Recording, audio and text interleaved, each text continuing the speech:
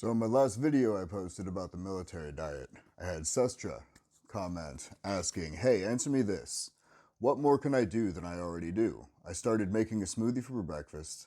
I have the app Lose Weight in 30 Days to do a workout before I go to work, then just kind of don't eat until dinner. But usually I drink water. I know it's not completely healthy, but it's what's working for me. Just need to know if there's anything more I can do. Well, got some more information from you following that question, and I did the calculations on your morning shake. Your morning shake generally rings in about 381 calories a day. Now, you say that you eat about half of what you normally would, so you eat like half of a dinner. Your average dinner generally ranges between 500 and 700 calories. That means that if you are in line with these things, you are getting well under 1,000 calories. Now, there's a couple things that I will say about this. Not eating enough, putting yourself into too extreme a mode of starvation will train your body to operate on very, very, very little, meaning that it does not want your body to burn through its reserves too quickly, which means your metabolism will slow down in time. Now, I know that that's not your intended result, but unfortunately, that's what would end up happening if you're doing that for a long period of time. Now, you also said that as far as your exercise is concerned, you do a lot of abdominal exercises, given that your abdominal area is your biggest insecurity. Now, what you need to keep in mind is that you cannot isolate fat loss. Doing a bunch of sit-ups and side bends and working your abdominals will not cause the fat to shed from your stomach. Doing light cardio daily, as I said before, maintaining a good, healthy, reasonable diet, and maintaining consistent and strenuous strength training throughout the week will cause your body fat to drop. Your body fat drops as an overall percentage at a time. You know, could you imagine somebody gets really fat and all they do is they run, right? So their bodies and their arms and everything, they just stays really fat, and their legs just start getting skinny and all shredded up. Next thing you know, they're built like Gru from Despicable Me. No good. Now, the importance of tracking calories is something that I definitely need to touch base on, because you said that's something that you don't do. See, calorie tracking and tracking the macros and making sure that you're getting adequate amounts of protein, carbohydrates, fibers, and other nutrients is so key. So like bodybuilders can be on boatloads of steroids, and they could be working out 7 days a week, 5 hours a day, but if their diets are shit, their physiques will be shit.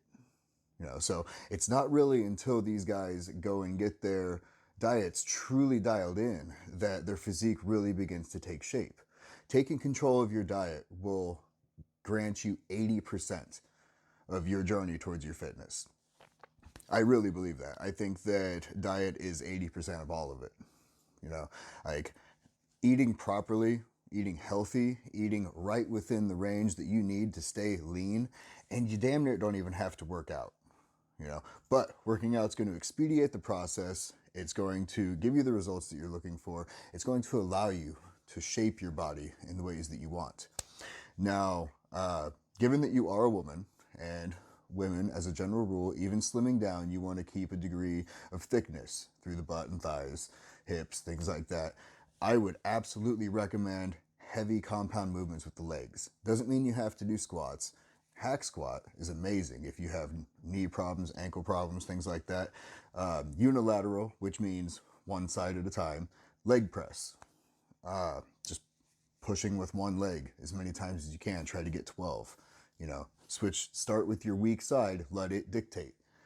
You know, because if you can only do 8 with your weak side, but you started with your strong side and you did 15 with your strong side, and you could only do 8 with your weak side, your strong side is drastically outpacing the weaker side. Now, another thing that I'd like to touch base on is the size of meals and what it does to your body. Your digestive tract is a long series of tight turns and passageways, right? So picture, if you will, you decide for lunch each day, you're going to eat an entire medium pizza.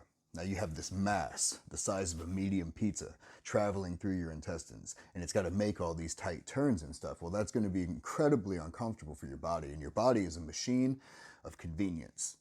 That is an awfully inconvenient scenario for your body to be running through on a day-to-day basis, and so your musculature will widen out and make room, make that passing of that large mass more convenient.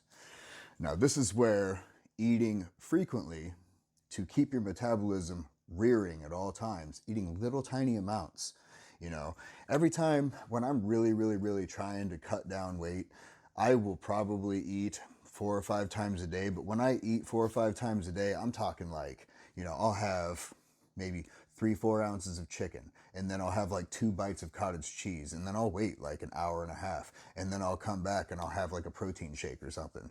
And the whole time I'm drinking all kinds of water. And when it comes time for dinner, I'll take my dinner and I'll eat probably a third of it. And then I'll wait 45 minutes, I'll eat another third. I'll wait 45 minutes, I'll eat that final third, because I don't want large masses traveling through my intestines. I want my upper body to stay fairly large, and I want my midsection to kind of shrink down. You know what I mean? Then I can build up my legs and I'll have that nice physique. One day I'm going to get it. God damn it. But basically, what it really boils down to, though, is that there is such thing as doing too much. And it sounds to me like with your dinner average, if you're just eating the average dinner and you're not cutting it in half, you're getting 500 to 700 calories. Top end, you're getting 700. 700 calories on top of your shake, you're still ringing in at 1,081 calories. The average woman needs 1,600 to 2,400 calories, and the average male needs 2,000 to 3,000 calories, depending on your day-to-day activities. If you're not incredibly active throughout the day, you have a sedentary job, you're sitting at a desk, I don't know what your story is, but that would give you right around that 1,600 calorie mark, so long as you're not exercising. If you're exercising daily and you've got a strenuous job, or you've got an active job that's got you on your feet running around all the time, you're probably going to be up closer to 2,000 calories. But the point is that like now, you've got this shake in the morning. Not a bad idea. Bananas are kind of fatty. Strawberries are super good for you.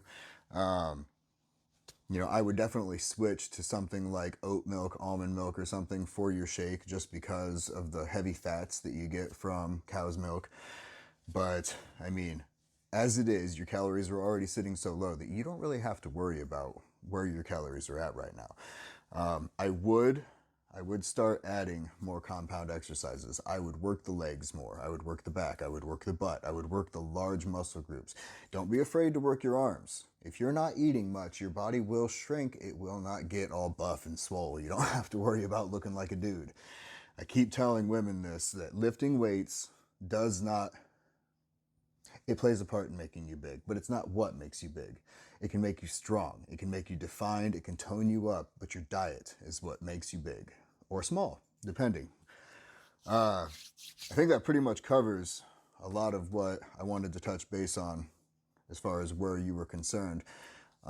You could definitely afford to take a little bit more in my opinion. If it's working for you, then you stick with it, But for comfort's sake, stress, being hungry constantly is putting your body under a lot of stress. There are areas of your body that tend to collect fat when you're under a lot of stress.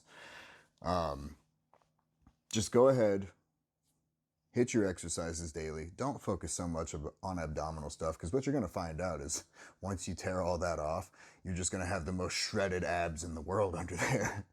But you can lose the same amount of body fat working your legs, working your arms, eating a balanced diet. And I really think that's about it. So, yeah, anybody has any more questions, reach out. I'll do what I can to provide answers. And, if you're watching this on my YouTube channel, if you got any quality from this video, I would definitely appreciate like, share, and subscribe. And I will talk to you next time.